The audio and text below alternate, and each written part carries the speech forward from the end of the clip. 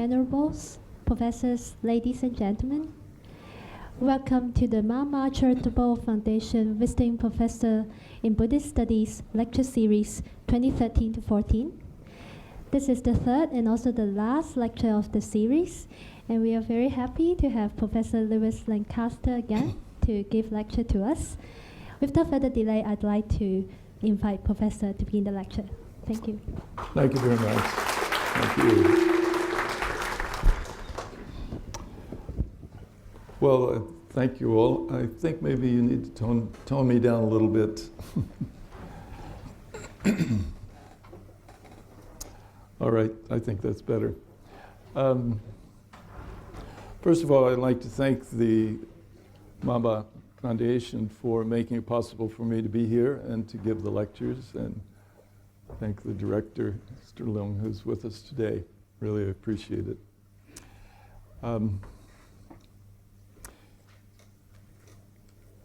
One of the students suggested that I not use PowerPoint, that he thought I did better without it, but I panicked and I feel that I'm attached anymore. So I'll try not to let it interfere too much with my flow of thought.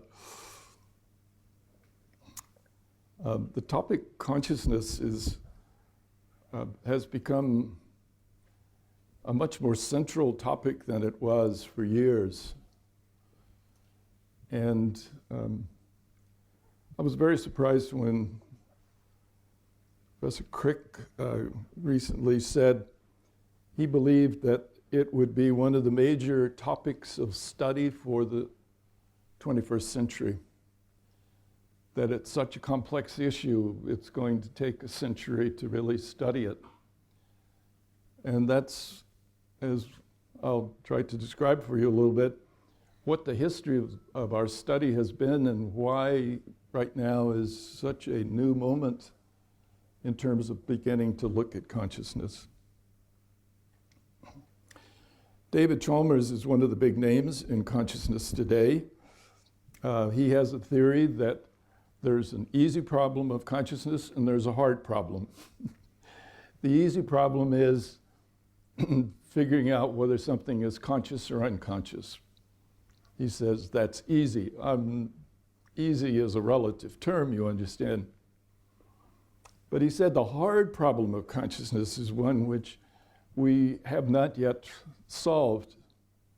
And his question is, why is it when our cognitive systems, a fancy way of saying when we see and hear and taste and touch, and we get this information processing, why do we then have a related experience of taste, sight, color? Why do we hear music and we hear a middle C, he says? That's the hard part of consciousness. Trying to figure out why we have that related experience when we get the data.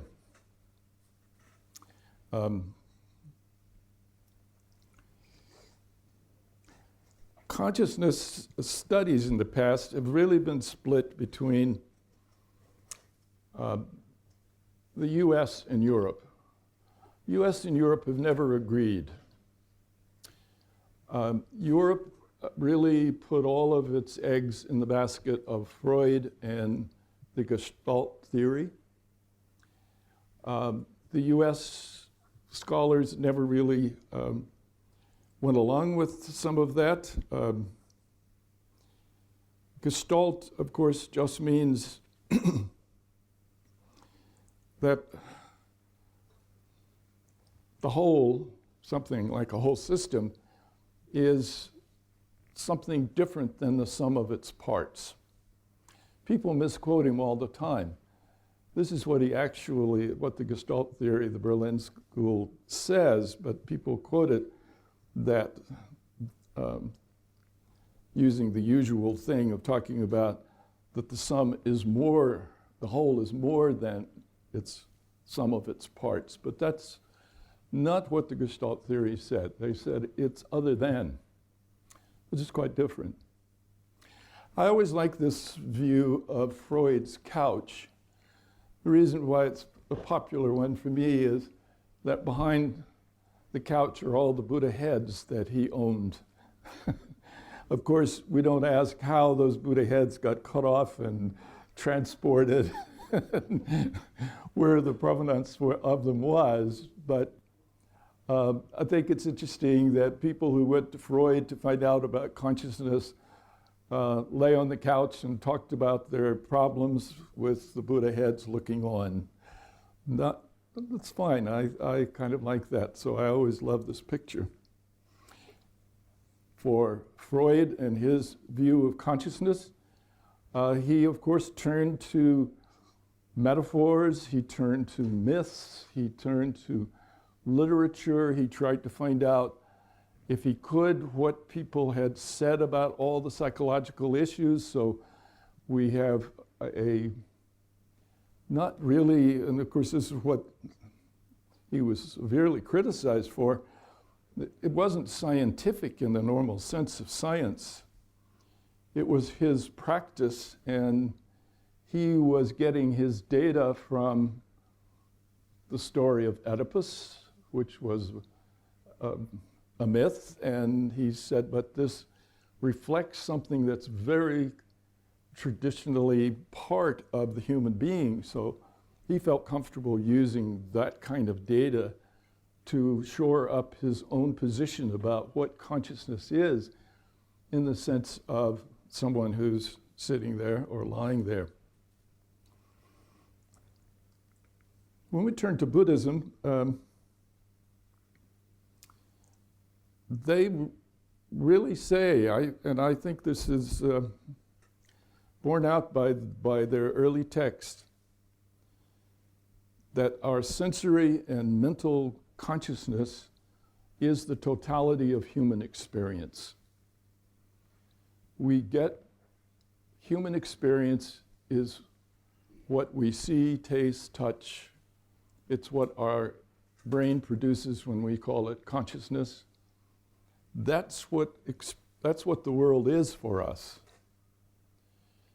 This is, in one sense, not what most people have said about consciousness, that consciousness is tied to the senses, and that's all there is in terms of human experience.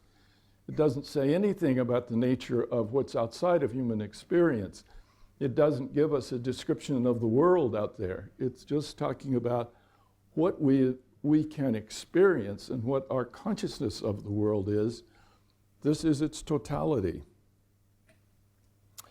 Well, along came Professor Watson. He changed the world for the US. He was a very dynamic person, apparently. Nobody dared to cross him. You can see he's a pretty powerful looking person here. He said, we don't know what consciousness is. All this talk about consciousness is foolish. We just should take it out of our vocabulary and never use it again. We can't study it because we can't measure it. We can't determine where it is. We can't do anything with it.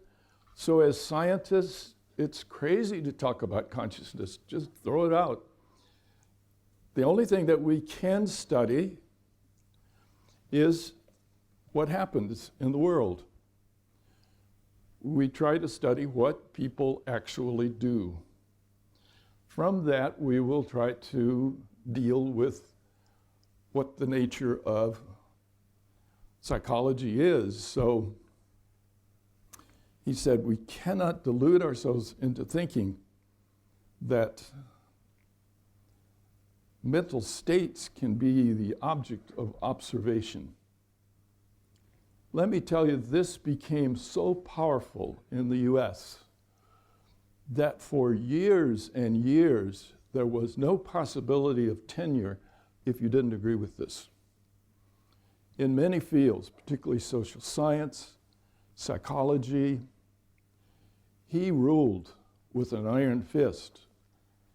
And the people who followed him, I've read some of the accounts of of people in social science, and I read one very plaintive. He said, I really stopped believing in it, but I had to cover myself so that I wouldn't get fired.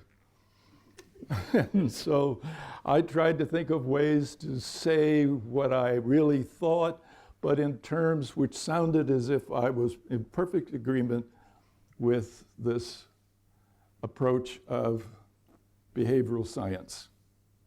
Because if I get away from behavioral science, nobody's going to listen to me. And it was very real.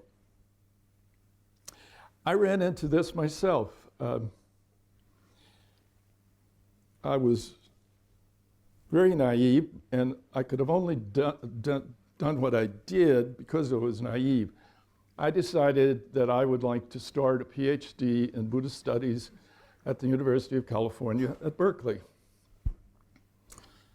I wouldn't have the guts to do it today, but then I was younger, a lot younger and innocent, and I set about it.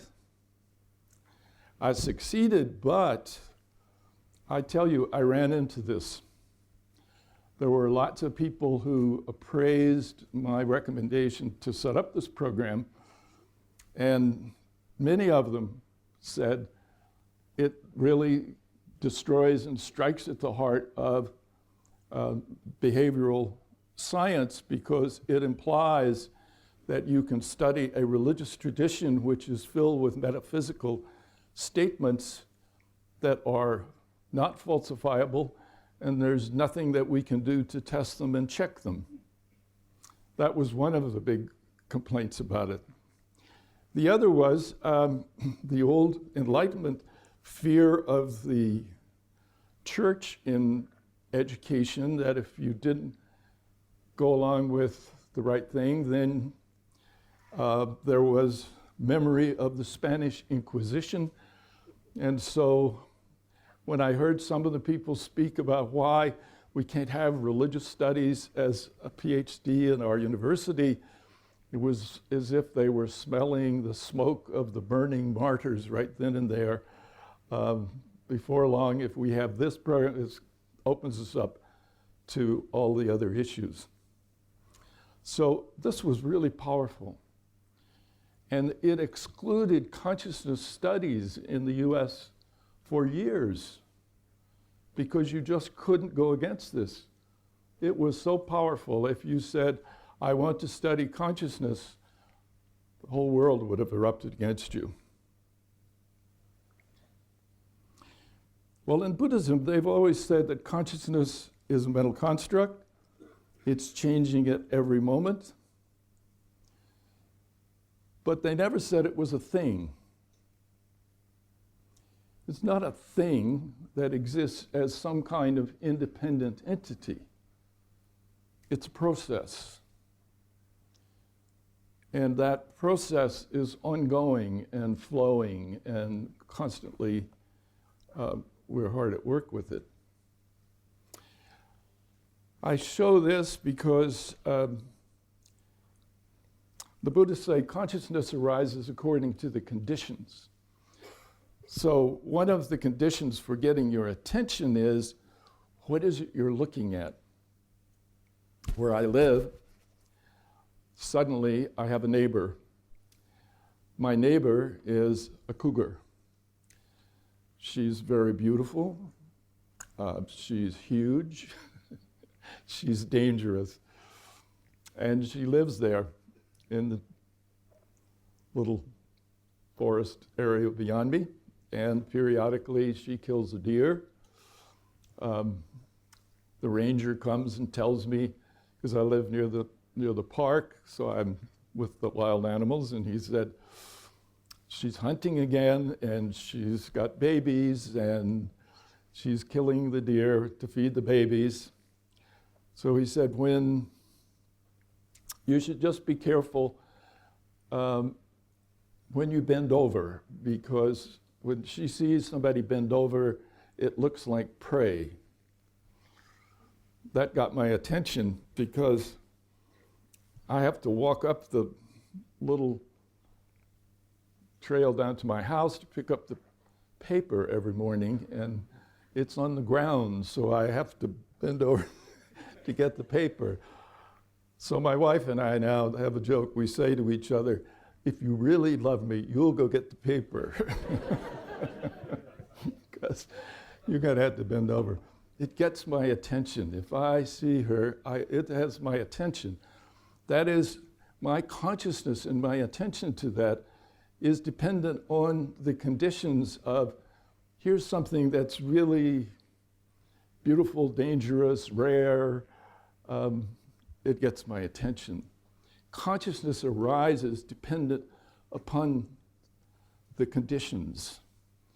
And my attention in consciousness is partly determined by that. So that's the Buddhist thing. Well, behaviorism finally began to wane. It had started out to say that it wanted to uncover all the laws that describe the relationship between stimuli and responses, but without any reference to an inner mental state. Nothing internal. It all has to be observable. Noam Chomsky came along and he took it on. He had enough power that he could finally be the one to raise a cry against behaviorism. He believed that in linguistics, the brain itself has certain structure, and that inner structure of the brain helps determine language and language ability. And the reason that he says this is he said, when you look at a child starts learning a very complex thing. They learn to speak. But they don't have enough experience in the short span of a few months to really have enough experience to be equal to that speaking. If their brain wasn't constructed in such a way that it allows them to learn language internally structure, he said there's no way that a child knows enough to be able to do that without this internal structure. Well, he then went on to insult all the behaviorists because he said the science of behavior is like defining physics as the science of meter reading.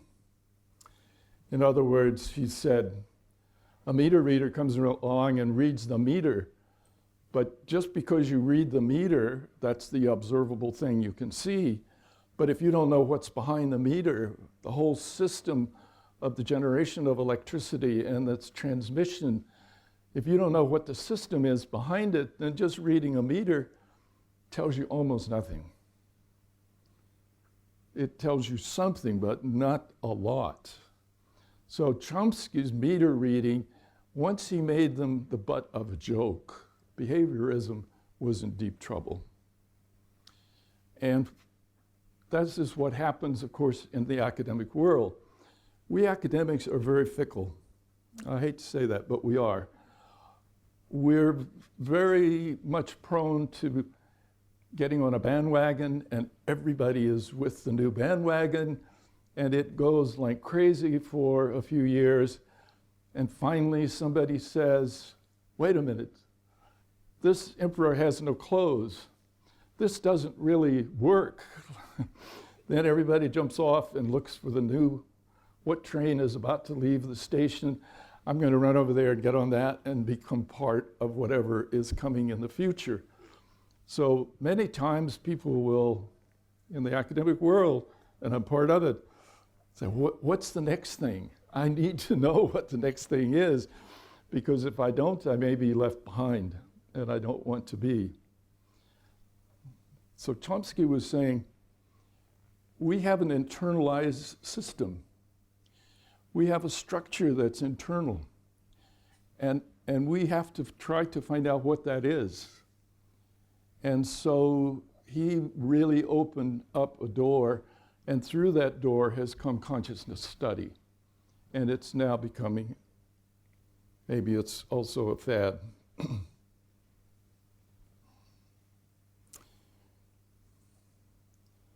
The question which often arises is whether something is what they call, these long big words, an epiphenomenon. An epiphenomenon means something which can be caused by something, but it can't itself cause that thing. So a mental state can be caused by our senses, but the mental state can't go out and affect any change in the world. The world can affect our mind, but our mind can't affect the world. That's what an epiphenomenon is. It gets changed all the time, but it itself has no power to go back and change. It's like the meter is an epiphenomenon. It gets changed by the electrical current and the generation of electricity, but the meter itself cannot affect the creation of electricity, and it can't go back to the powerhouse and be involved. So is this consciousness? Is consciousness just an epiphenomenon? It gets changed by the outside world pouring in on us with sensory data, but consciousness cannot itself go out and make any kind of change in the world. It is a question that people are still dealing with. In the Buddhist system, they came up with the idea that how can we understand consciousness, because part of it seems to be already programmed. In other words, we have, just like Chomsky in one sense, he says, how can a child learn how to do verbs and objects and subjects in sentences so quickly and so accurately?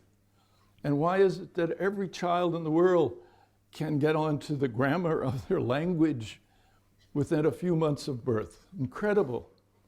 Those of us who study languages always mourn because we look at children learning a language and we say, I wish I could do it so fast. I wish I could do it so accurately. So the Buddhists came up with the idea that part of, they were almost like Chomsky in a way, I guess. They said, the brain has in it potentials. And so when the conditions are right, those seeds suddenly sprout and you have an experience.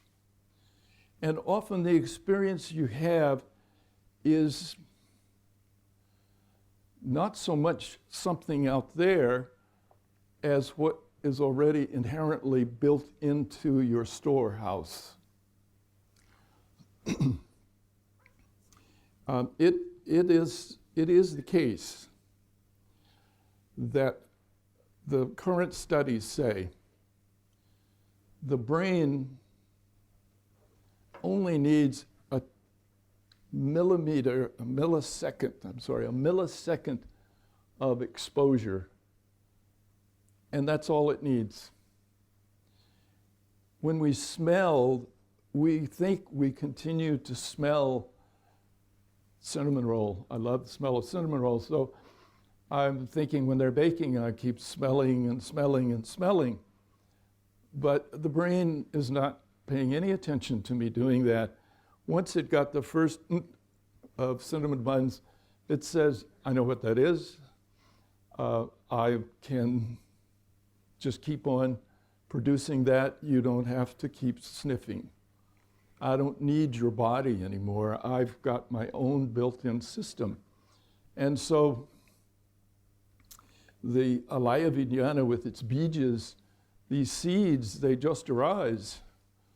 And that's all the brain needs. It just needs something that says to the seed of experience, grow.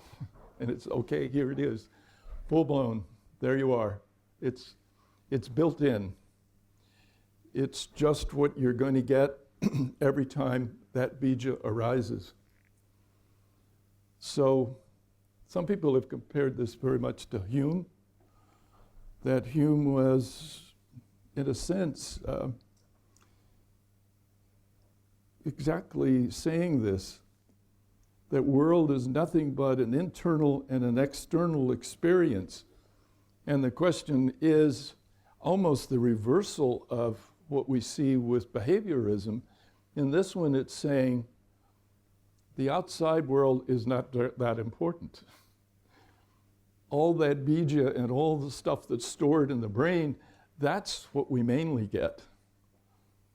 So the brain just says, give me a little bit of the outside world, that's all I want of it. I close the door. And some of the experiments with animals have certainly proved this, that an animal that is, since they can't work on us humans, have to work on animals, an animal that is about to have to smell, opens a window, receives just a little bit of the impulse from the nose, and then it closes that window. But from the rabbit, its experience is it keeps on smelling, and it keeps going toward the food, and it keeps acting as if it's still sniffing, but it isn't. So it's just a reversal of saying we don't know what the internal is, so we don't study it. Let's just study what happens in the external world. Don't count the other. Nowadays, because of the way in which research is doing, we seem almost to be going the other way. Well, Buddhism says consciousness is essential. Without consciousness, there can be no sentient being. For us to be who we are, we have to have consciousness. And we also have to have a body. So that consciousness and the body are inexorably tied together in us, for all of us. So that it's not a matter of saying, which one are you going to choose? You have to try to figure out what is the relationship and how is this system operating, where we have the brain and its activities, and we have a physical body with all the senses that are just gathering data as fast as they can, overwhelming the poor brain with data so that the brain has to say, hold on, you're giving me too much. I've got to cut you off because I can't handle all this data. I don't have the bandwidth, so I'm just going to take a little bit from you and a little bit from this and a little bit from that, and the rest I'm going to cut off and just not even make use of it because I can't handle, my circuits won't handle that much information coming at it. So we have to have a body, we have to have consciousness in the Buddhist sense. Well, led to some degree by the turn against the people who were so opposed to an internal look at the body, what's called the cognitive revolution came into being. And the cognitive revolution, in a sense, is still with us. Cognitive science suddenly just erupted. It's one of the most popular fields in the US in terms of anything to do with physiology or even with sociology. The cognitive sciences are very popular. And I think it's true here as well. That is, we know that we've got this thing up here in our skull. It's got billions of cells. It's got this great activity of electricity and chemical responses, and in one sense, it's a mess as we look at it. We can't hardly separate out everything that happens. So even if we do an MRI or we do a PET, when we look at it, it's just lit up and it's doing massive things. And sometimes we're not sure what it's doing or how it's functioning, but our hope is, and to some degree it begins to work, that we can take theoretical models of it and ask the computer to help us analyze it. And in that way begin to try to understand consciousness as it's being exploded. So this revolution is that people finally came back to something which is very close to the Buddhist position.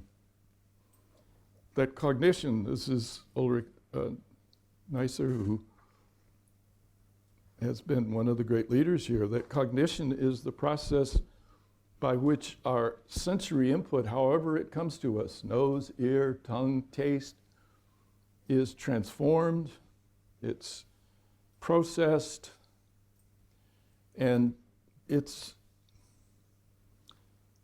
the only thing that we have, and it's doing its thing even if we're having illusions or hallucinations. In some ways, a hallucination is not any different than normal cognition in some ways. So the cognition thing has led to us to look at consciousness, but also to look at the brain and the body in a quite different way. Part of what Buddhism says with regard to all of this is they say, well, there is a thing called pratyaksha. That means that first moment when the light comes in and hits our eye, and when that impulse hits the brain, that's just a millisecond of encounter in the brain is sufficient, say the Buddhist, for knowledge. It is effective knowledge. We've all thought that, no, you've got to have continuous, the brain has to process, it's got to spend some time thinking about it. The Buddhist said, no, that's not really the case. The brain is going to function just with a tiny little bit of the outside world, but you can function with it. So that's why I've said to you, some of you before, I consider the freeway the best test of all with pratyaksha, because if a car slams on its brakes in front of you, you're going to slam on your brakes because you have pratyaksha. The brain just needs the barest little bit of information that the car in front of you has stopped, and it takes over, and your foot's on the brake before you can think the car in front of me has stopped and now I must put on the brakes. It saves our life all the time. These momentary things which give us enough information to function and to live and to survive. It's survival in many ways. The other problem that we have, and this is something which the consciousness studies is having to deal with, anything that we're conscious of is the past. So if they try an experiment, they put a beeper on you, and they try to say, okay, every time we push this beeper, you promise to stop what you're doing and write down what was your experience at that very moment. You're brushing your teeth. Immediately, when the beeper goes, you say, okay, this is what I'm experiencing. I'm having cold water in my mouth, and the toothpaste is slightly gooey, and people write this all down. So that in one sense, by trying to get our experience, it's to say, right now, if I said, write down what's happening to you right at this moment. By the time you write it down, it's past. You're only describing past history. And that's one of the problems that we have, is that we can never have the present moment in one way. because every time, by the time it comes to us, it's past. So they're finally having to realize with the chart I show you, when you have a flash, for us, by the time we get it, that flash, we've turned the clock back. The flash we see is a flash that happened 10 milliseconds ago. We couldn't process immediately. So we're always processing in the past.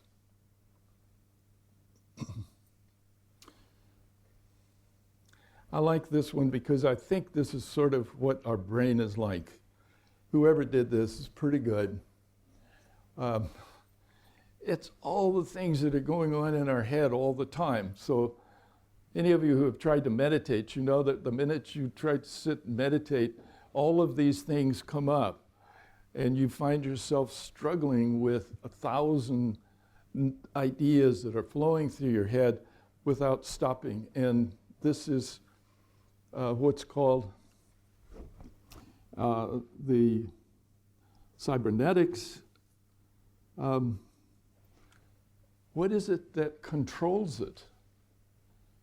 What's in control? Who's in the driver's seat? Who's up there in my head, or what's up there in my head that's keeping this from going out of control? There has to be some kind of control mechanism. What is that control mechanism? Is that consciousness? Is part of what people ask. Well, with cognition also came a new thing, which was artificial intelligence. Artificial intelligence has become a very dominant way to study consciousness, because suddenly people said, well, we've always thought about it in one way, but let's say we build a computer. Can we say that the computer is like a brain? Does that computer function in brain-like ways so that we can say there is an intelligence in it? Turing was, I don't know if you've ever run into all the stories about World War II Enigma. He was the one, of course, who broke the German code.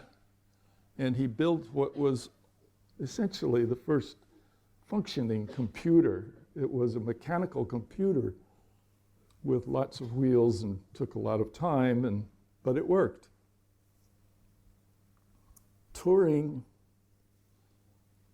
work still survives because he said, I could take zeros and ones and I could record all the information that has ever existed just by using zeros and ones. He's the one who invented that. By the way, he was not the first person to write a computer code. That belongs to Lord Byron's sister.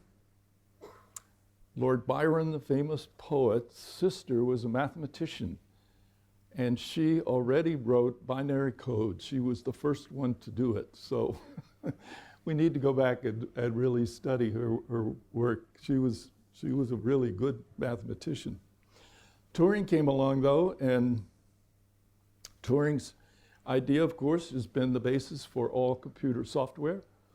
It is the basis for our computers that we carry around with us. They function with zeros and ones. We can put those zeros and ones together in whatever combination we want. So we see on the screen a page that looks like it's a page of a book. For the computer, it's just a long, long single line of zeros and ones into infinity, practically. That's what's there. Turing's machine is still with us. So to what degree can we use this zeros and ones to equate what we have with the brain? Who's in charge? We normally say, for example, a blind person shouldn't drive. Google says, why not? We'll build you a car that's automatic, and they have built it. And there is this man in Palo Alto who is blind. He has an automatic car from Google, and he is allowed to get in it and drive it to certain places that it's been programmed to take him. And it does it. It scares me a little bit. Although I'm not sure that it's probably any more dangerous than some of the drivers who have eyesight. Is that what our consciousness is? Is it like a blind person who is in something which has been pre-programmed and it's working? But the person that thinks they're in charge are not totally in charge of it. Who is in charge of consciousness is still a big issue. I ran across this for a long time ago, and I admit that it's one of those things you read, and I thought, what is that Stalinist paradigm? I couldn't understand what it was, and I didn't look it up. And so it was just one of those things that you have read, and you don't know what it meant. And so finally, I thank you for this, giving me this lecture. So I looked it up. I finally found out what it means. And it means that Stalin put on show trials in which, before the trial, everything was very carefully orchestrated like a play. They knew exactly what everybody was going to say. They had it all planned out as to who would speak when, what they would say, what the judge would say, and what the prisoners would say, and what the decision would be, and what the punishment would be. It was all laid out like a movie script. And then they would put on the trial. Everybody would get together, they would go in, they would sit there, and they would go through the motions and have the trial. So people started calling that the Stalinist paradigm of it's already in place, now you just go through the motion. Is it that the consciousness is already in place? That's the big question. Is it a Stalinist paradigm where the brain has already decided what's going to be experienced, and it puts on a little show for us, and that's what we think is happening? But is that really what's happening? That's the big question with this. What is the nature of consciousness that it has to deal with trying to put it all together? Has it already written the script? Does it have the script up there? A little bit like the Beages of the Alaya Vida. Is it all already written so that I think the next moment is going to be brand new for me, and yet the next moment, it has the brain already planned it for me? And it's already showing me exactly what it feels comfortable showing me.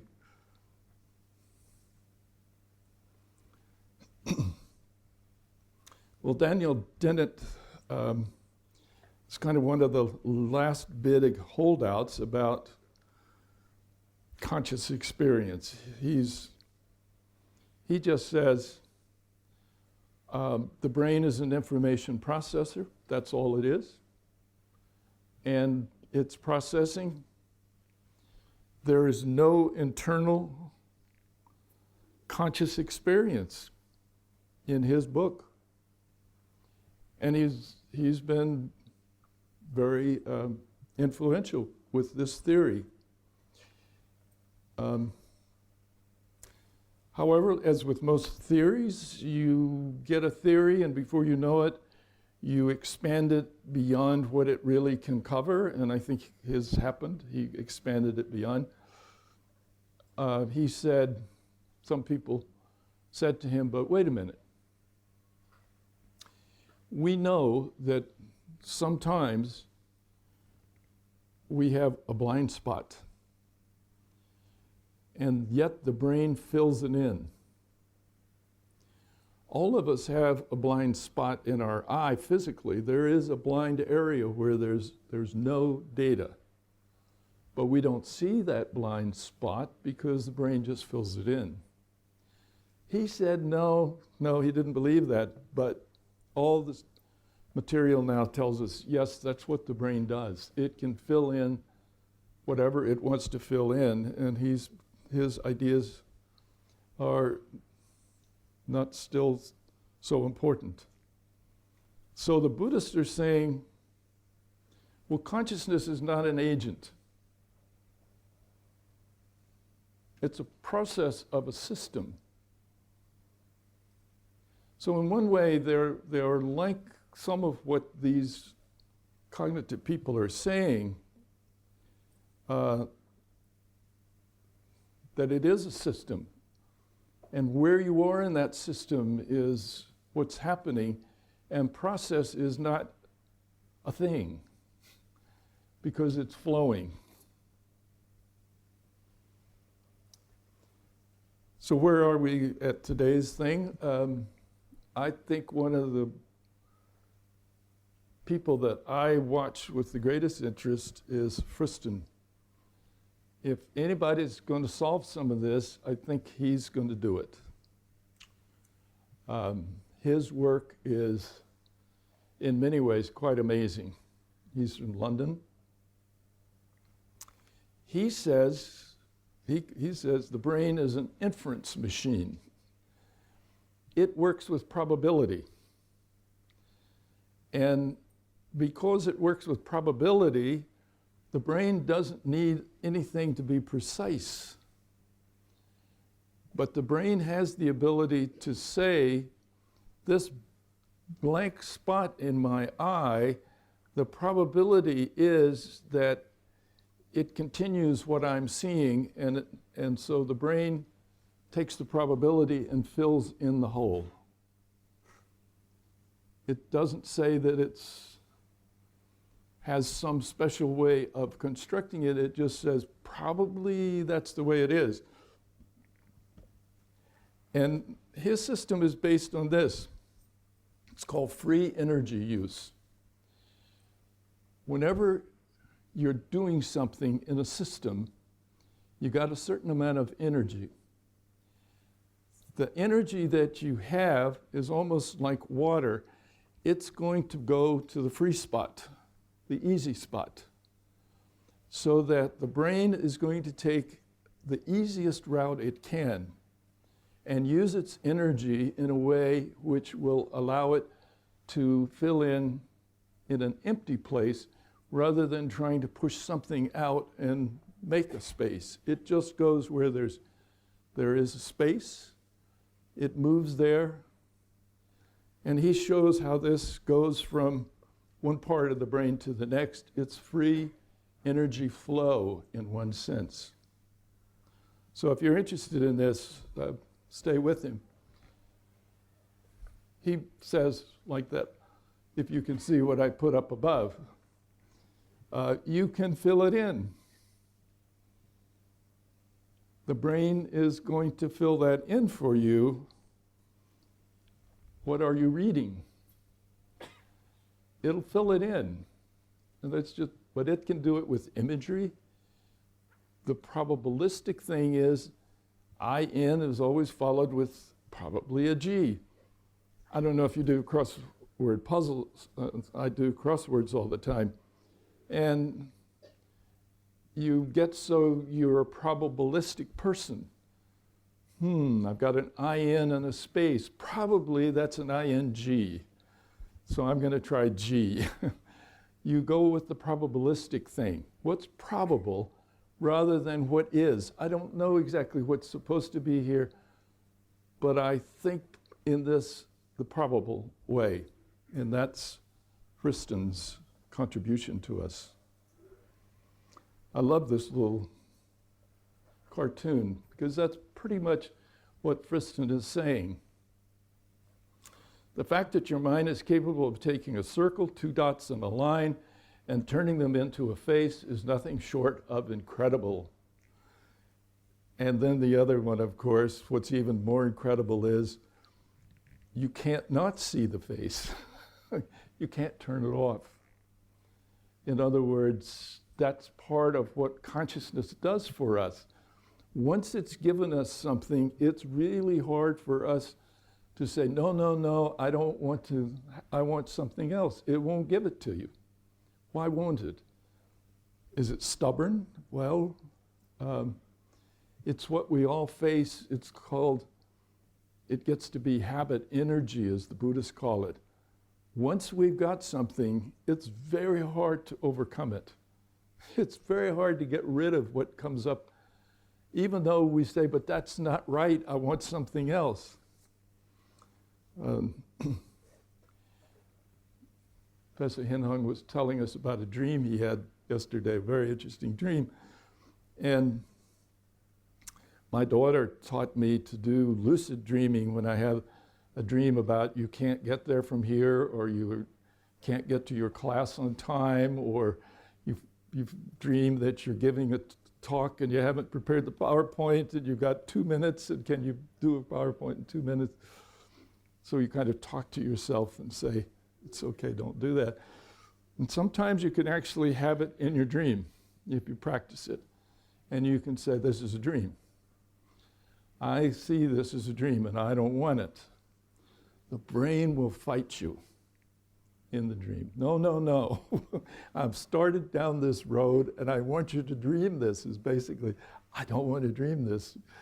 So you're having a struggle to erase what has been put before you, because the brain normally, once it's got something, it's very hard to get it to reverse the issue.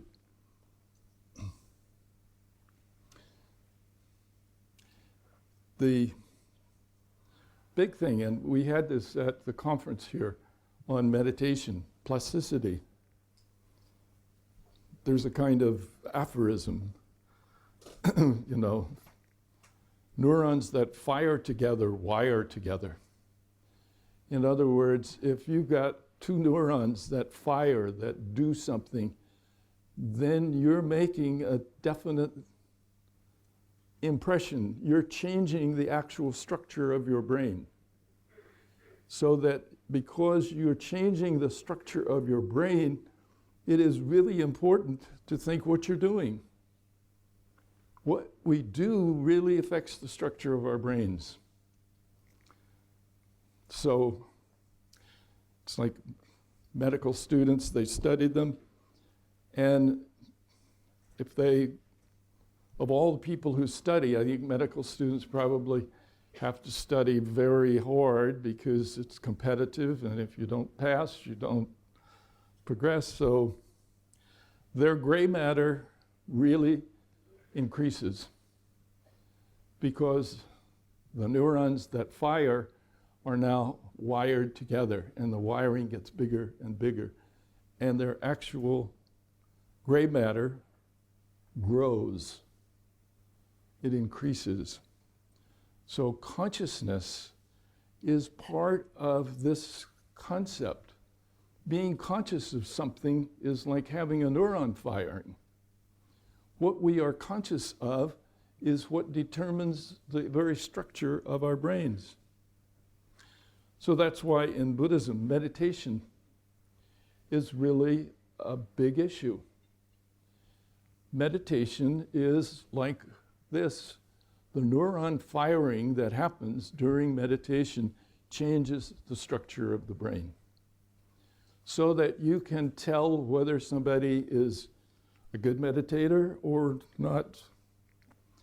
You can spot things on the basis of which neurons have become hardwired to each other because of a continued practice. And the continued practice that we see in this kind of area is an indication of what consciousness does. I want to close with Professor Karunadas's. I like his work so much. He has a statement which I think is really one of the best I've heard for what comes to an end when nirvana is attained, which is, it's not that the world comes to an end at all. It's that the wrong interpretation of the world comes to an end. That's a very significant statement, and one which needs to be really looked at by Buddhists a lot, because people don't often say this. They don't often say this. In other words, when we think about consciousness, is it that consciousness is something that just comes to an end? Do we just cut it off? Is that what the Buddhists are asking us to do? Or is it that consciousness has to, we hope, be infused with wisdom, with insight? That we change our consciousness in such ways that it gives us a more complete view of the world. And as we change and as we develop whatever consciousness is coming from our study, our practice, our work, whatever, that it's that which really begins to structure our brains. So people who, all of us, if I feel that I'm discontent with part of my life, can I do something about it? If my consciousness says to me, I want to do something different than this, what can I do? In other words, is there a way to practice so that using our consciousness and using all the elements of our internalized structures, we can give ourselves a brain which does what we really want it to do for us? That's our hope. That's part of the hope of this new science that's going on about moving away from the idea that you should pay no attention to consciousness. In fact, all this is saying it's the opposite. We should pay a great deal of attention to our consciousness. We ought to be very involved with it, because it is that that is structuring the brain, which is our world. So thank you.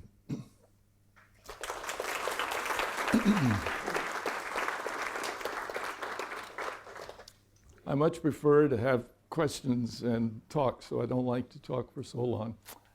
Yes, please.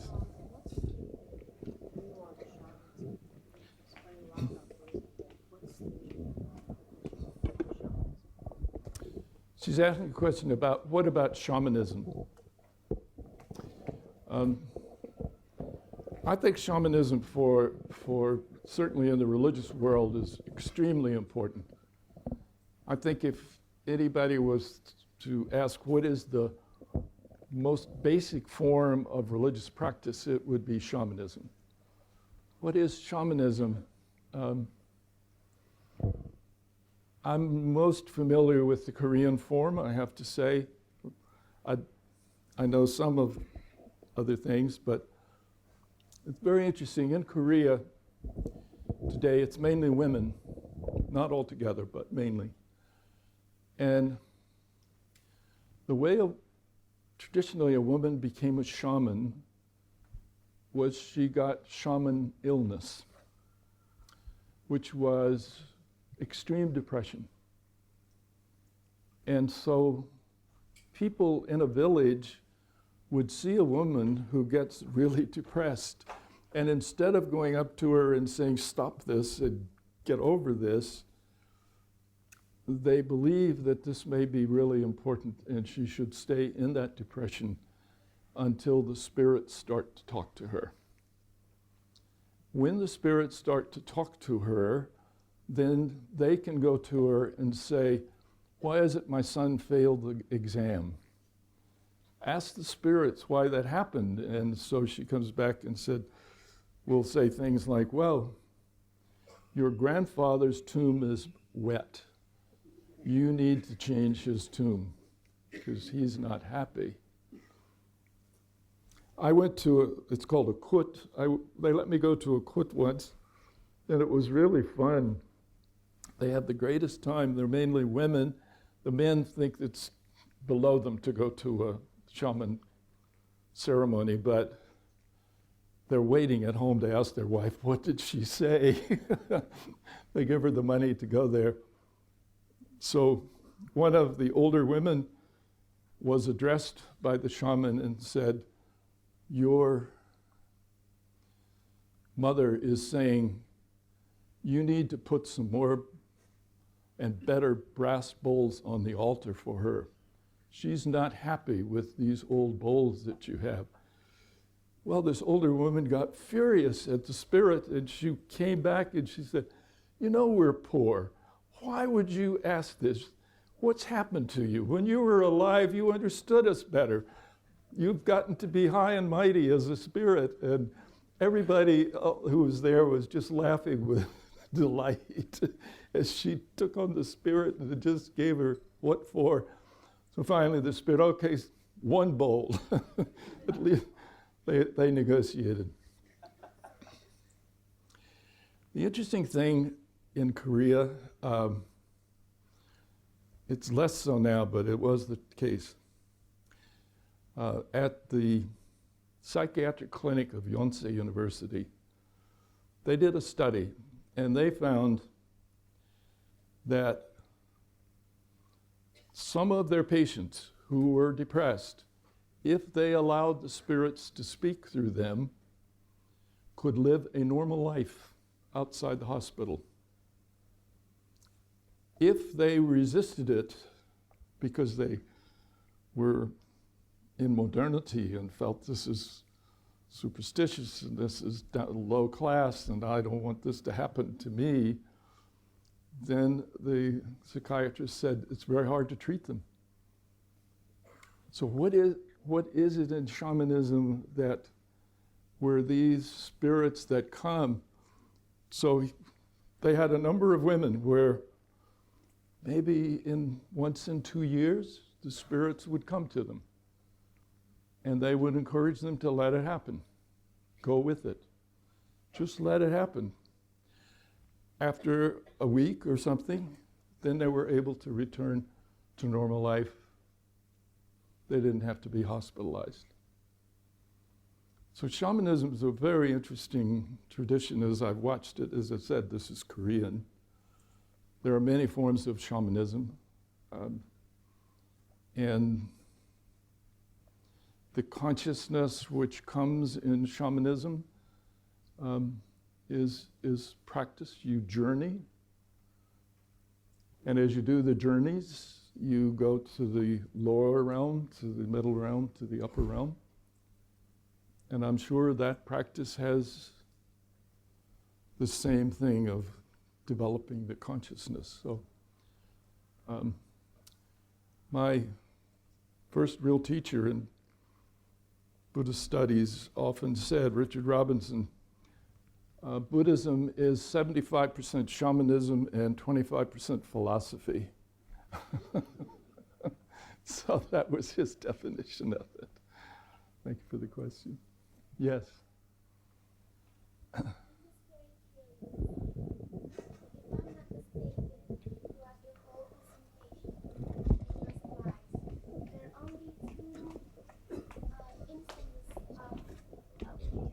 Repeat again. Okay, thank you. I'm just very curious. In your presentation, throughout all the slides, there are only 2 instances that the word mind, M-I-N-D, appears. Mm-hmm. Why is it? Is it because you want to avoid that, or you consider consciousness is more towards the brain? We're talking about the brain. If that's so, isn't it that we're just looking at the meter? Is consciousness and mind one or separate, or, I mean, what's going on? Thank you. It's an old problem, as you know. And for a lecture like this, I primarily don't want to get into it so much, except to say this. The consciousness people who are working in the scientific area say, as do the Buddhists, you cannot step outside of your sensory experience. You cannot experience anything other than what your senses and your body and your consciousness allow you to experience. So that's why I'm not absolutely convinced that in traditional Buddhism, consciousness ever had a metaphysical basis in the text. It certainly did in practice. But when you get into the practice, then it gets to be cultural.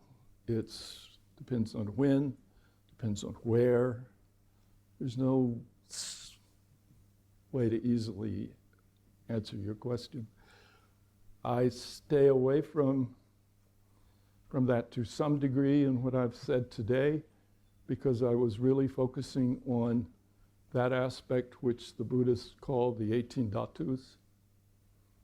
And in that 18, the 6 senses, the 6 sense objects, and the 6 sense consciousnesses, they are not what most people call the mind. Yes?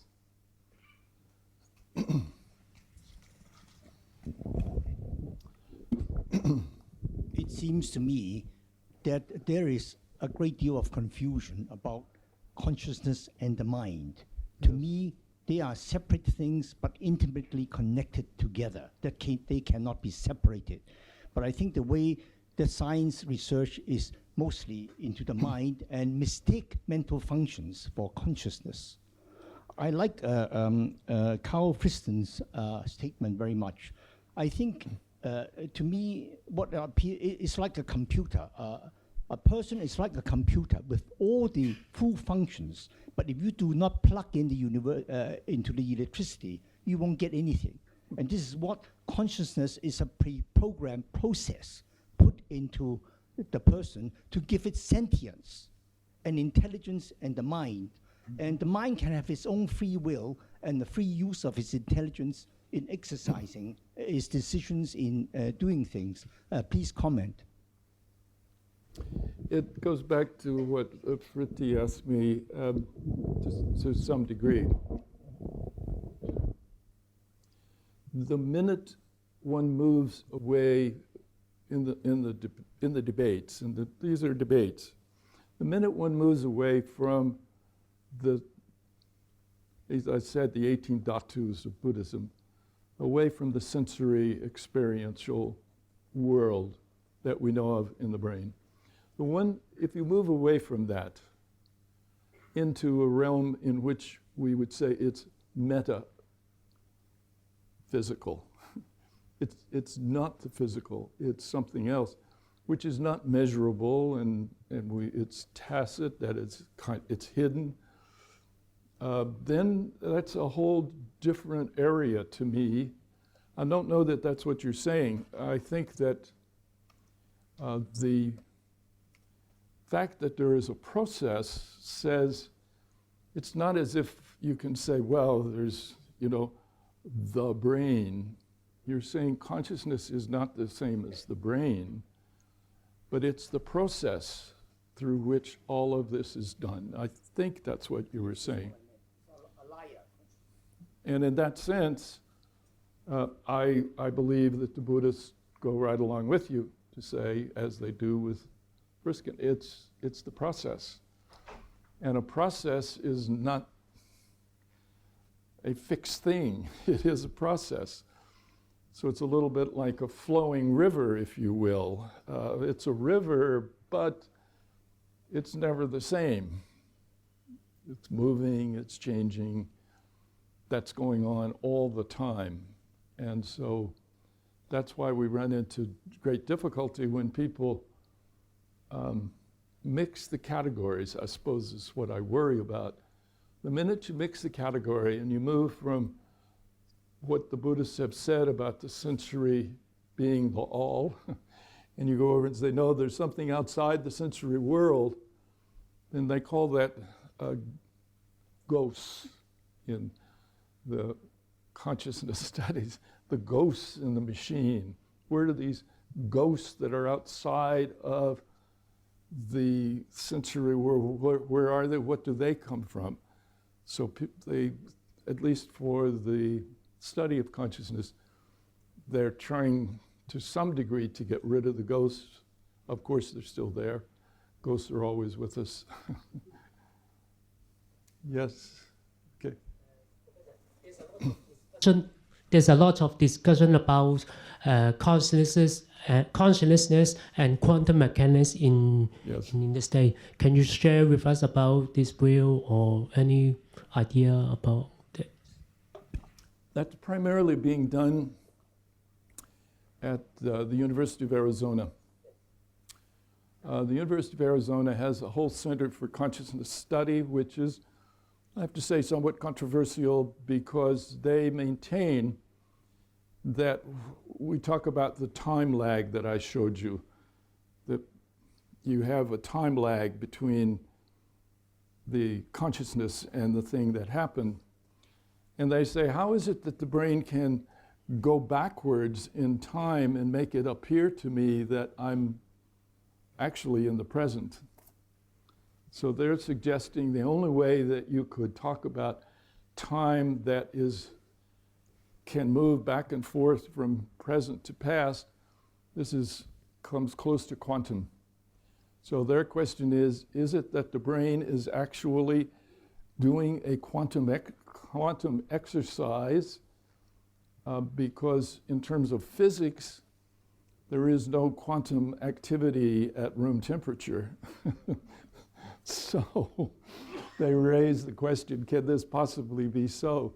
But it's fascinating work that they do, and they are making a lot of, if you want to look them up, keep up with what they're doing down there. It's very interesting. So they continue to try to push that idea of the quantum. So, what is the view about Professor Hammeroff talk about that our brain is the agent to carry the consciousness, to store it for our life, and it will come back to the universe at the death of our body? Well, as I understand the Buddhist tradition in its basics, not every Buddhist, there is no single thing that's believed by all Buddhists, of course, but in its basics, it's not an agent. Consciousness is not an agent. No, our brain is the agent of our consciousness. Or the carrier. Again, the Buddhists would say that the brain can only have consciousness when it's functioning with the senses which are in the body. It doesn't do it all by itself. It's totally part of a process, and that process that's running all the time is both physical as well as what's going on in the brain itself. But the brain itself needs this other data. It doesn't sit there all alone in a capsule. It's constantly it's part of the system. So it's very hard to separate the system from the brain. That is, if you go into the brain, do you say that chemical response that comes when the neurons fire, is that part of the brain? Or is that firing separate from it? We have to say it's probably part of the brain. If it's part of the brain, then it's coming and going it's not always there. So there's no permanent structure that you can say is the brain in that sense. It's spraying chemicals, it's got electricity going on, it's a maelstrom, it's a storm, if you will. So it's that storm system that's there. So is that storm system running us? Who's in charge is one of the questions people ask. Can you comment on the concept of reincarnation as it relates to consciousness? In the traditional Buddhist sense, of course, if there's anything that moves from one life to another, it is consciousness. That is, it's the fifth skandha, vijnana. What happens at death in the traditional sense is the vijnana separates itself from the other four factors of existence: form, impulse, perception, the others. It separates itself from them. And then in the Tibetan system, there's an intermediate realm where it makes no karma, it just floats along, and then at the end of that period, it gets reborn, which means it recombines with the other four elements of existence and life starts again. I had this question asking me almost always. I teach in prisons, and this is one of the questions that prisoners almost always ask, particularly those who are in for life. What is rebirth? Do I have another chance? Tell me I have another chance. I'd say to them, and I think it's something you'd have to think of for your answer too. In one sense, we are reborn every millisecond because we change. We've all changed since we walked into this room. What mechanism is it that still allows us to carry with us in all that change the things that make us what we are right now, right now, right now? How does that work? If every atom in my body twirls and some drop off, and how can I say that it can be transferred from one moment to another, let alone talking about being transferred from one lifetime to another? So for most people, I suggest that maybe the first and most important thing is to figure out how that's happening to you right now, and maybe not worry too much about the other yet. I worry about it, but look at how old I am. I think Professor has given us a very, very good example of how consciousness can be transferred. In fact, we will all leave this room with a bit of your consciousness. Our consciousness has been changed for the last 1 hour. Your concept of ideas which the professor have imparted on you, we are all reborn several times over for the last 1 hour. And that would be my comment on how consciousness can transfer from one sentient being to another sentient being. But I'll also I'll respond to you by saying it is not so much what I said as to what you heard.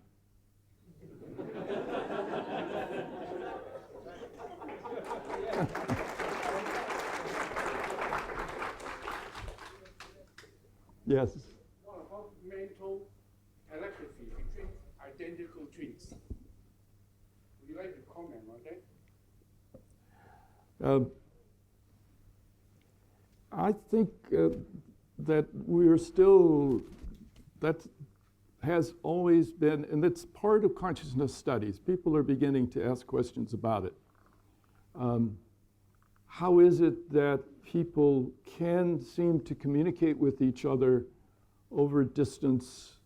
And that goes back to the question he asked about the quantum, because you can have distant connections in the quantum. So is there some form of quantum connection which we have never been able in our scientific way to identify that is allowing transfer of information. Some of the things that go on with the Aboriginals in Australia is really remarkable, I have to say, and some of those have been put to test. People at the universities in Australia go out there in the bush and study, and they seem to be connecting with one another and passing some form of information seems to be passing, but how to identify that passage, just like what he was saying about how did what happened in this room, or what happens when you ask a question. What's the influence of your question on everybody else in the room? How do they hear it? What does it do? We're all trying to figure this out. Now, identical twins do have remarkable things that happen between them. And certainly the research shows that identical twins get the same diseases. They can, if they're separated at birth, they have all kinds of strange identical actions that they follow, even though they've never seen each other. And they name their dogs the same thing. And I mean, it's incredible when you look at some of the twin studies. And I don't know how to interpret it. Yes? Can I share something with this class? Sure. My twin brother and I are identical twins. How nice. I hope. 1,000 miles away, far away. When I am in Hong Kong, he's in Australia. Yes. When he was in operation, I felt acute pain. Mm-hmm. When I had another operation, some other place, he was somewhere else, 1,000 miles away. Yeah. He knew I was in pain for 2 days. We just knew. Just knew. Yeah. And we never talked to one another. We knew what we were thinking separately, Yeah. 1,000 miles away. There are a lot of stories of this type, and there is more research. Finding identical twins is hard enough because a lot of twins they look alike maybe, but they're not identical. They have 2 different eggs, but fraternal twins. But identical twins are very interesting to work with, and you're having a personal experience of it, which most of us don't have, and I'm sure it's powerful. Oh, okay. Either one. Can you discuss a little bit about what is memory? Where do we keep it?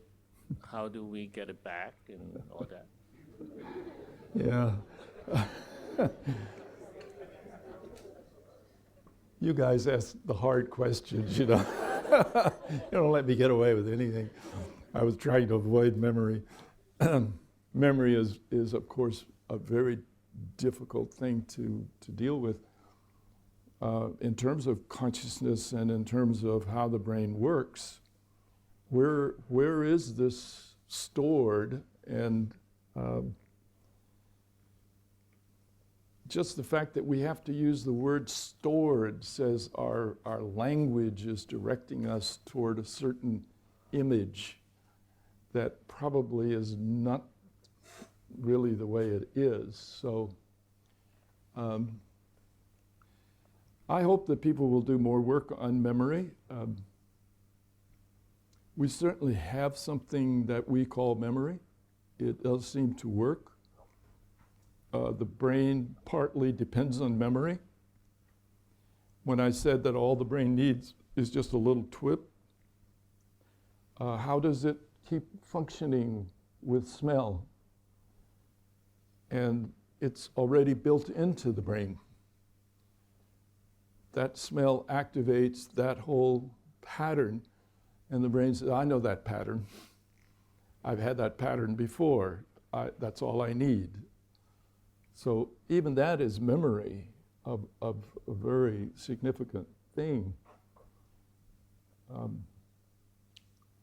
Of course, all of us that have memories, we have to also recognize that memory is a mental construct. So we often have structured it And I'm convinced that a lot of my memories have now become iconic at my age. My brain has just said, here's the museum of your memories. It's filled with all these things in glass cases, and I can bring one of them out anytime you want, and you can have, this is the memory of your 4th grade. We've seen this display many times.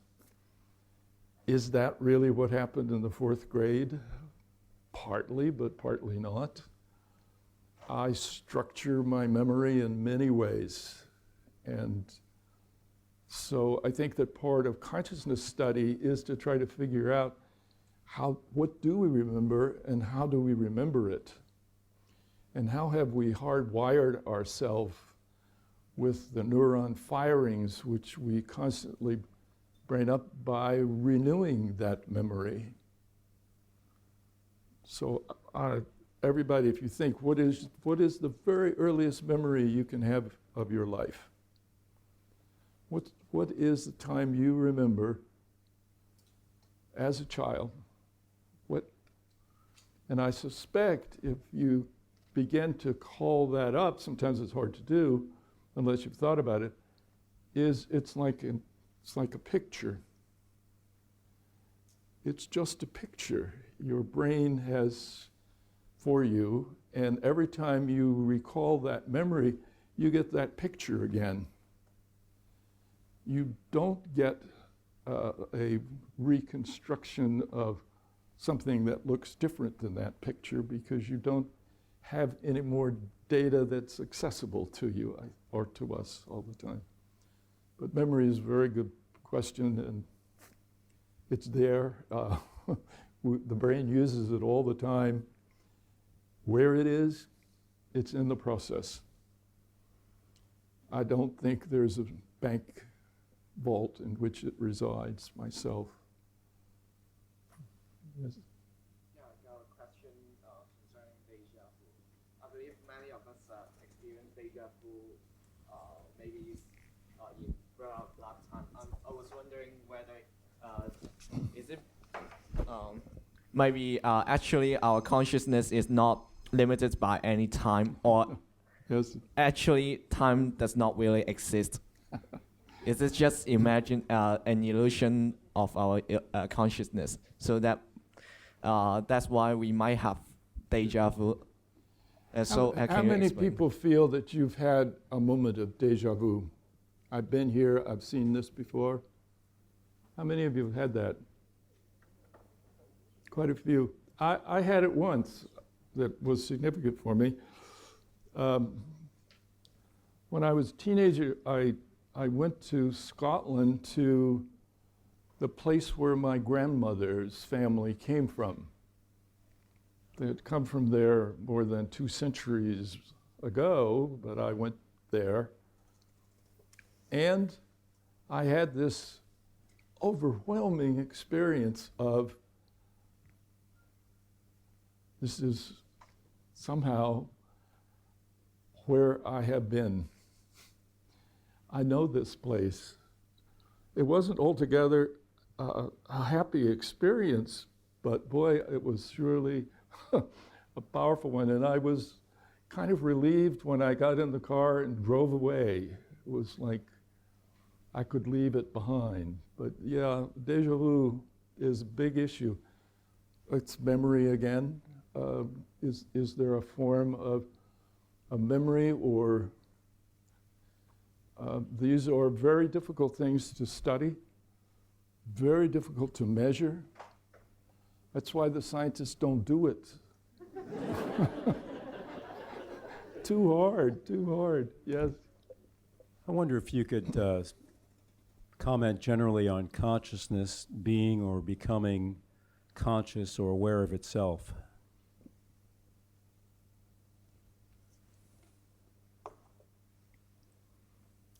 I think that's what Chalmers is calling the hard study of consciousness.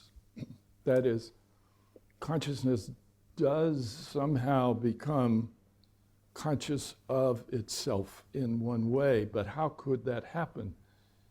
because how can you turn and see yourself as an object because you're so much the subject?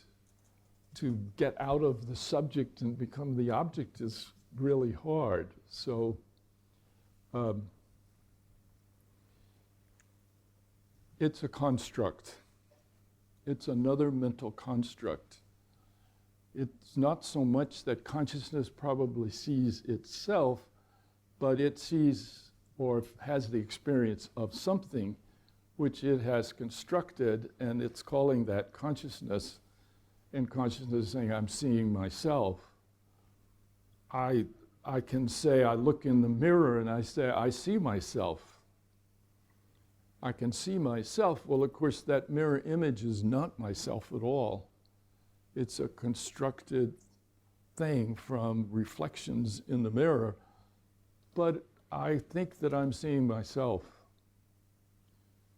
I'm sorry these days that that is myself, because I think, how did I get to be that old?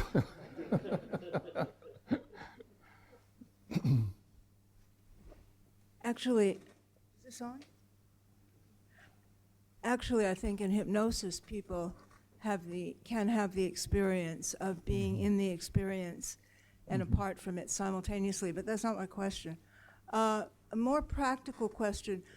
I was able to listen to the most recent Mind Life presentations that were being streamed live this week. Oh. And Richie Davidson spoke about or alluded to Vipassana processes or practices with novice meditators that improved perception.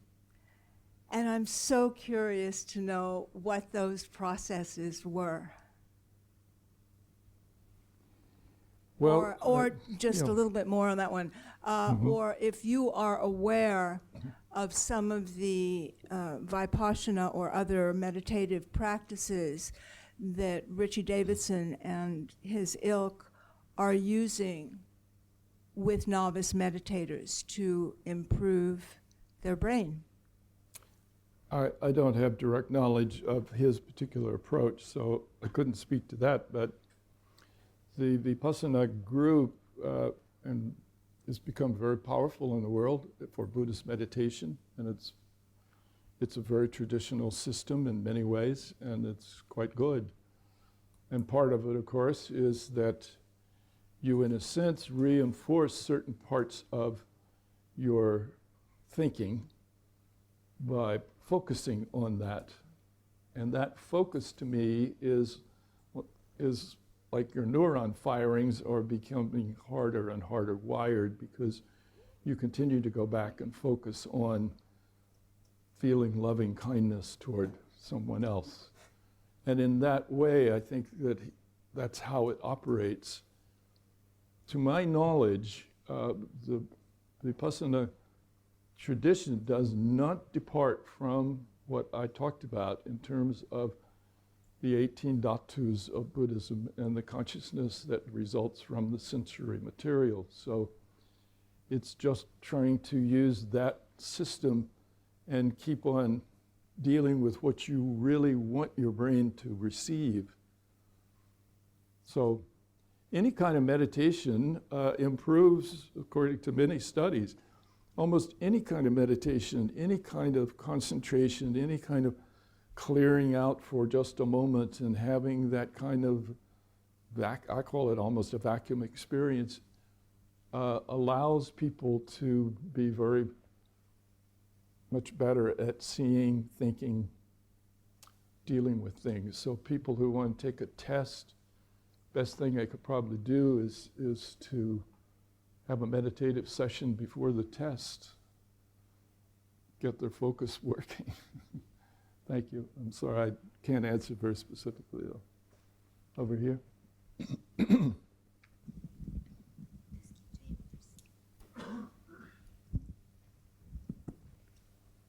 Thanks for the talk. Talking about the brain and consciousness, it's just remind me about kind of disease, which is epilepsy. Yes. Yeah, when you lose epilepsy, so it seems not so very mysterious to get conscious and lose conscious, because in epilepsy, there's a kind of epilepsy that is called absent epilepsy. When the subject, the patient, don't have to get a seizure to, actually he just lost conscious for like 5 to 12 seconds. Yes. And then the patient go on to doing what since they were doing pre-attack. So there's some neurologists, they do experiment in animal, and they found that all the humans, they just record the brain electronic wave and find during the epilepsy, there's kind of brain waves that is larger and slower.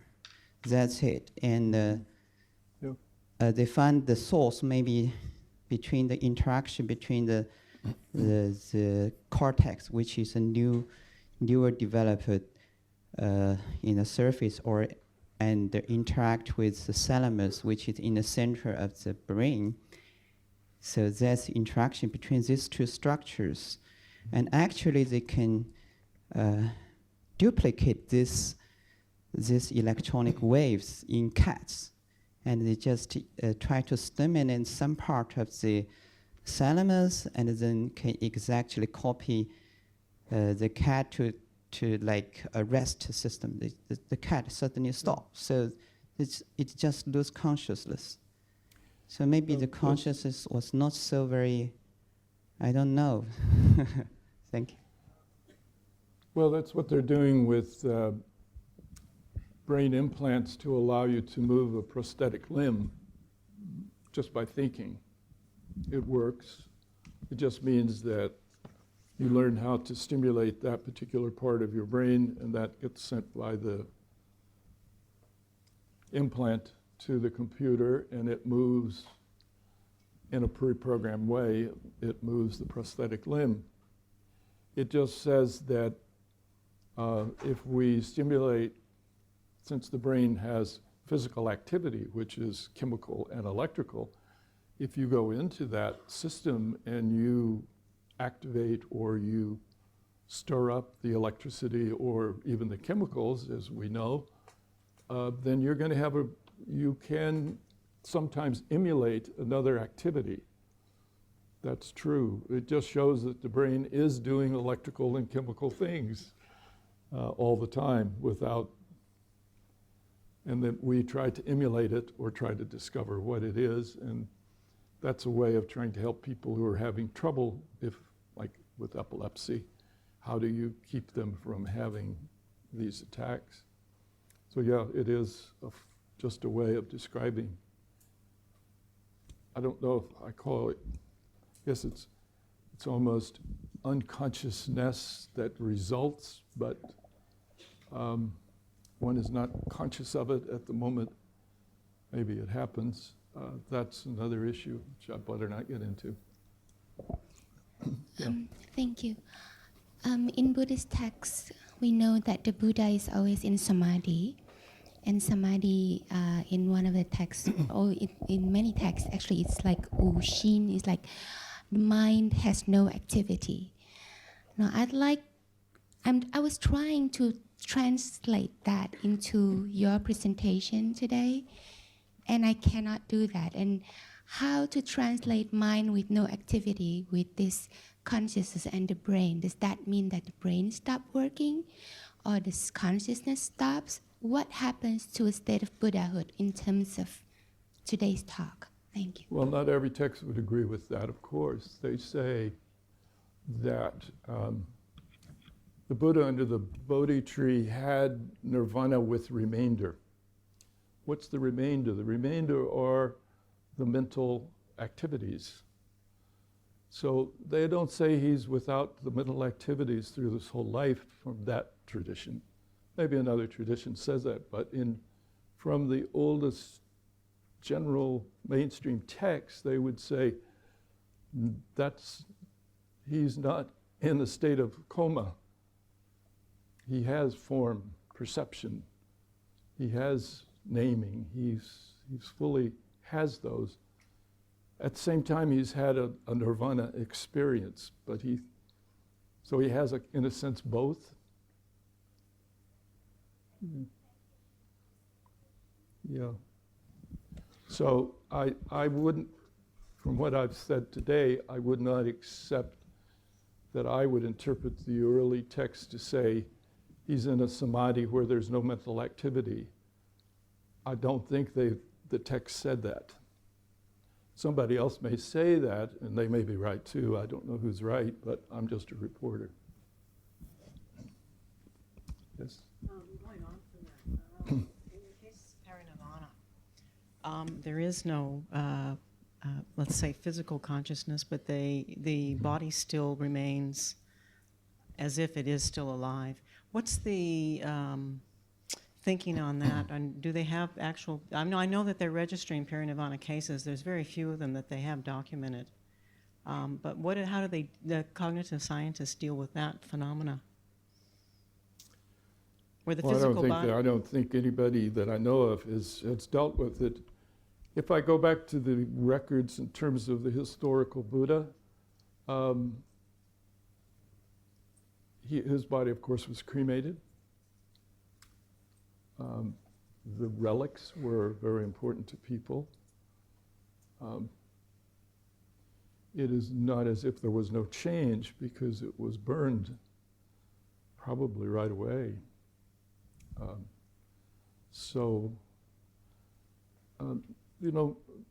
Let me just say to everybody, one of the problems that we have is with Buddhism, you have a huge range of beliefs and activities, huge range.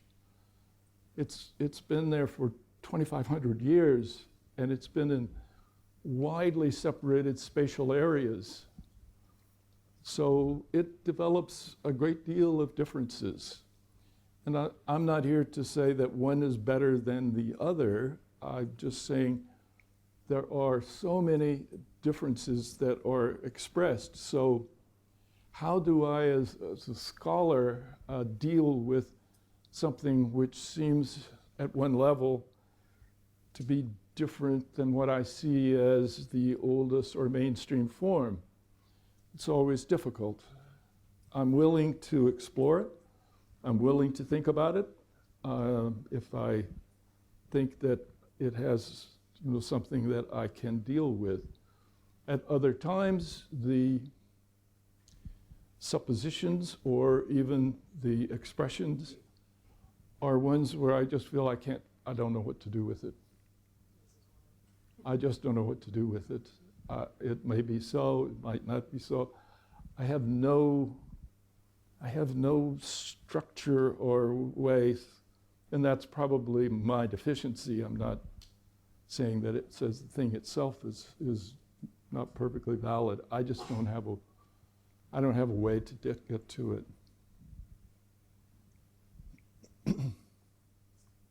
Thank you. And I'm a high schooler from mainland China, and I have two questions. One is that during your discourses, you have seemed to evade all the preternaturalities. All the preternaturalities are being evaded, I think. Just like the shamanism and or the samadhis. And due to that very reason, I think the modern days approaches to the consciousness, which is multifaceted, is quite limited. How do you think that we can actually get near the consciousness? Because it has multi-layers, just as those phenomena formation by the myths there. I don't think the overemphasis on the variability is quite essential, I think. And the second is, have you ever read the Mahayana Dandara Shastra with the sublime continuum of Mahayana, which is written by Maitreya Bodhisattva? And how do you think the alaya and all these profundities can be related to nowadays study of consciousness? It is essential, I think, for these kinds of studies, or at least from my perspective, a different text, a new text. I want to see what it says. I feel you need to put it into context. Do I know what this text is? Do I know when it was written? Do I have, how does it compare if I compare it to all other texts? What's different in it? What's the same? That's very complicated studies. It takes a while to do it. So if I just pick a text out of the air and say, this text is Buddhism, yes and no. Not every Buddhist tradition will be represented in that text. Did Buddhism change over time? Yes, it did. Did it change from place to place? Yes, it did. Were those valid? Yes. Why not? What makes them anything other than valid? It's not for me to judge them. On the other hand, when we begin to try, as I've done with these lecture series, to talk about Buddhism in terms of how it can be compared to science, there is no value in taking on all the metaphysical issues, because all you can say is science won't touch this. But Buddhism is more than metaphysics. When you read the Buddhist text, the most common thing that you're going to find is eye, ear, nose, taste, tongue. Of all the things that they said, they keep coming back to that all the time. So I've been saying to my class in the Prajnaparamita, why do we see this all the time? And I'm saying, from the Buddhist perspective, you cannot start the trail toward what they call enlightenment until you understand how you perceive the world. You have to know that process. So they constantly come back to it. I believe that that process can be compared to cognitive science very adequately. So therefore, that's why I choose to use it. I think, number one, it is so common in the Buddhist texts, all of them. Almost any text has it, so therefore, we're justified in saying, for Buddhism, this is really important. They state it all the time, eye, ear, nose, taste, tongue.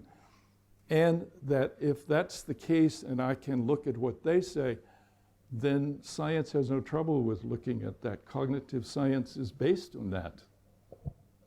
So in that sense, I think Buddhism can be adequately compared without having to admit that science is not going to follow you into some of these other realms. They're interesting. I hope maybe someday people will find out that there are other ways to study the brain. I think it's happening. I think consciousness studies will develop in all sorts of ways, and it's very exciting to me that that's happening. I look forward to it as much as I can keep up with it. So, but that's why I do what I do. Hi. Yes. I'm sorry. This one and then over there, and that'll be the last one. Thank you for the talk. We learned a lot about consciousness. What about subconsciousness? Yes. That's what I said was considered to be the easy topic. When I talked about Chalmers, he said there's the hard, so there's the hard and the easy. The easy one is consciousness and unconsciousness. The hard one is, why in the world do we even have these experiences? That's his. I'm just. While he said it was easy, I think it's not so easy. Because is it really unconscious? We can say, for example, that I go to sleep, am I unconscious? We call it unconscious, but if you hook me up to all the apparatus, I'm dreaming, I've got rapid eye movement, a lot's going on up there in my brain, even though I have shut off my senses to the degree that I'm deaf, dumb, and blind for a little bit of time. But is that, how do I define that unconsciousness?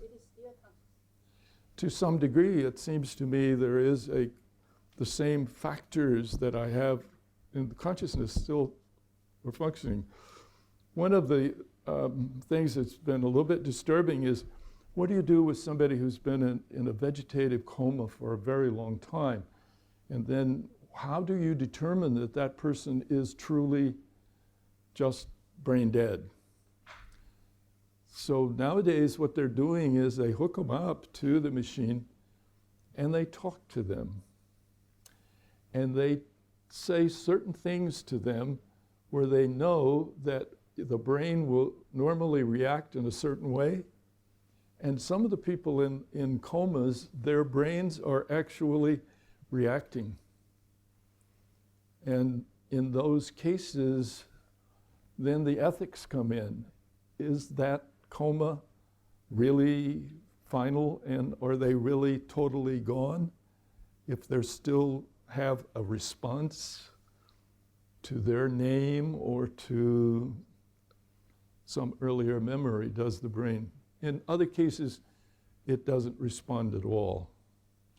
So that in a sense then, we're keeping alive a body, but we think life as we know it in consciousness doesn't seem to be there. So there is ways, I think, to test it at long last. One last question over here. Thank you again for a very enlightening conversation. This is just a query that Buddhism, as we understand, doesn't have this central concept of a God. No. And therefore, I mean, when we talk about consciousness, I mean, is there a universality about it? Is there a linkage? Is there a belief that there is a greater consciousness and we are a part of it? Or there is no such sort of surrogate for a God?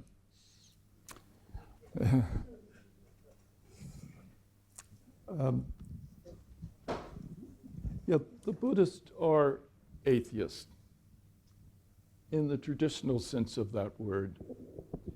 They do not believe you can find a first cause.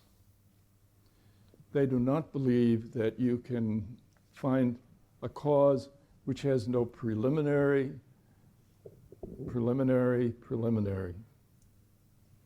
There is no way, they say, that you can find something which is, in a sense, unending or ending. It's unending in both directions.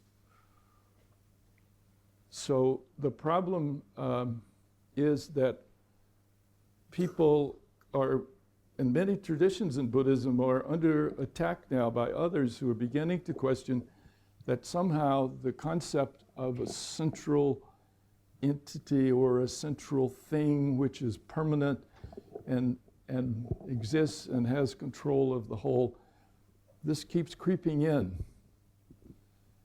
And so there's a big fight in Buddhism right now over Buddha nature. Is the idea of Buddha nature really Buddhist? There's a huge fight in Japan. Japanese scholars are saying it's too much like a permanent entity. It violates the basic principles of the Buddhist tradition, so we shouldn't have it. But it's one of the treasured beliefs of Chinese Buddhism, so it comes in. I think we all hope or want or somehow the security, even if it's just a construct, we would love to have the feeling. That's why I think of why so many people get interested in aliens. We just can't handle it down here. Please come down and save us. We need an alien to come and be with us because we don't have the solutions. So that's a human issue which is very powerful, and it doesn't go away, and it constantly emerges. And when people sometimes say to me, I find that this belief is very satisfying to me to have this structure. All I can say is I'm really happy for them. And if it works, I'm glad. I'm glad. You don't have to have my structure or the Buddhist structure if it works for you. The problem from the Buddhist perspective is that if you have a belief which you have to protect and build up a structure around it to keep it from being challenged, then life becomes harder and harder for you. That's where I think for much of Buddhism, it's to say, Buddhism tries to say this is just the way it is. If it's not the way it is, then let's change it. Let's talk about just the way it is. So we don't have to have fortress and defense and trying to strike down other people because they're attacking our most hallowed belief system. But it's never my intention to, I hope all of you know that, never my intention to try to convert anybody or to try to challenge a fondly held belief. I feel that if you've got one and it works, I look at you with envy and say, that's good, that's good. If it works for you, it's good. It just probably doesn't work for everybody, and no belief system does work for everybody. We're a world of variations. We're all the way we are, and so that's what makes it interesting. We're constantly in this world together. Well, I thank you all for coming and sharing a lot of your thoughts and ideas. I appreciate it. I'm sorry that I don't always answer the questions, or I evade sometimes, of course. I've really enjoyed thinking about these topics of Buddhism and religion. As I said at the beginning of this, I believe that all religion has to think seriously about what's going on in the world of science today, and that no religion can be totally removed from it and not address the issues. And I think that science needs us to address the issues. My personal belief is that the people who are working on consciousness study should take Buddhism very seriously. I think that the Buddhist observations and their careful experiencing of moments in their meditation or whatever have given us a lot of information. So we shouldn't just throw that away. We ought to bring it into the discourse and share it. So it's been my pleasure to try to share some of it with you. Thank you. Thank you very much, Professor, for your inspiring lectures in these 3 weeks. Now I'd like to invite Venerable Hin Hong, Director of Center for Buddhist Studies, to give the closing remark. Thank you. Thank you, Professor Lancaster, for giving us very interesting and inspiring lectures. And I think what he did today is, most, what should I say, most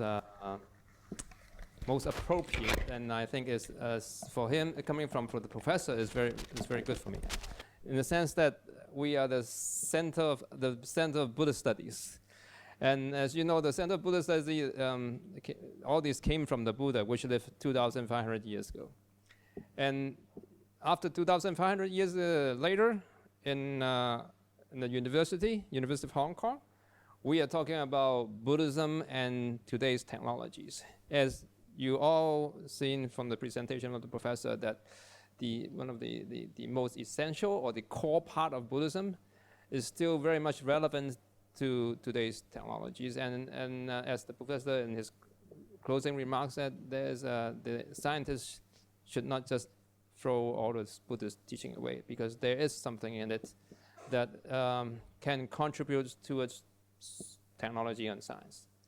And one of the questions that you cannot answer, I will try to answer it for you, is that there was a question on mind and life. And I think you can ask Richard Davidson, the man himself, on November 10th. Because we have invited him to come, and he will be here in the 9th, the evening of the 9th, and there will be a movie by him called The Free Mind, that was Professor Richardson. He will be giving the discussion after the movie. The movie was on him, was doing experiments. And then the next morning, there's a symposium on the future of education. And there's also Richard Davidson and several other speakers from Mind and Life. These events are co-hosted by our center and Mind and Life. And then in that evening, you may probably know that there will be a public talk on cultivating a resilient mind. The film appreciations and the symposiums are by invitation only. And I would like to invite all of you, if you like to come. There will be forms that you can fill out outside. We have the form ready for you. However, because we do not have, the room is not big enough. So I would like to, if you want to do it, just register for yourself if you're here. And if you think Buddhism and technology is an interesting topic for you, I will certainly suggest that you can come to our talk by the Mind and Life. And these are the people that are the most in the forefront of research on Buddhism and technology, especially on mindfulness. So once again, I would like to thank the professor and giving some very interesting talks. And certainly, I thank you for defending Buddhism, and I think it's very appropriate that the professor use the most essential or the core part of Buddhism and correlate that with science. So thank you for coming again, and thank you again for the Mama Foundation supporting this lecture series, and I hope to see you on the November 9th and 10th, and again next year's Mama Foundation talks. Thank you very much.